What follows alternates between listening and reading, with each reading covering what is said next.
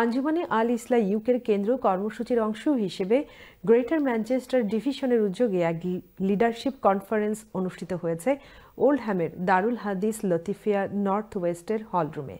বিস্তারিত জানাচ্ছেন আমাদের নর্থ ইংল্যান্ডের বিশেষ প্রতিনিধি সৈয়দ সাদেক আহমেদ।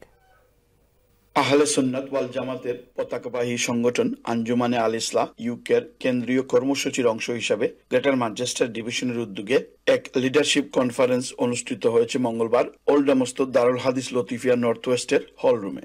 ডিভিশনের প্রেসিডেন্ট মাওলানা আব্দুল মতিনের সভাপতিত্বে ও জেনারেল সেক্রেটারি মাওলানা খায়রুল হুদা খানের উপস্থাপনায় অতিথি হিসাবে উপস্থিত ছিলেন আঞ্জুমানে আল ইসলাহ ইউকের সেন্ট্রাল প্রেসিডেন্ট মাওলানা নজরুল ইসলাম ও সেক্রেটারি জেনারেল মাওলানা মোহাম্মদ হাসান চৌধুরী ফুলতলি ও দারুল হাদিস লতিফিয়া নর্থ ওয়েস্টের প্রিন্সিপাল মাওলানা সালমান আহমদ চৌধুরী ফুলতলি সহ অন্যান্য নেতৃবৃন্দ।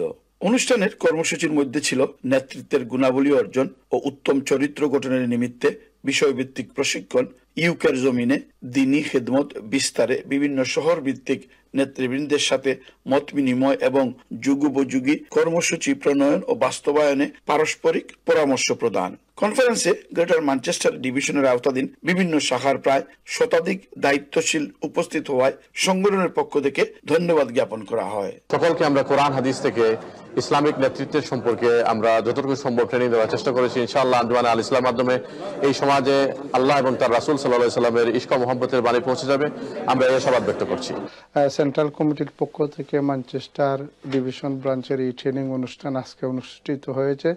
আমরা আশা করি এই সংগঠনের মাধ্যমে আল্লাহর দ্বীন এই জমিনে প্রতিষ্ঠিত হবে।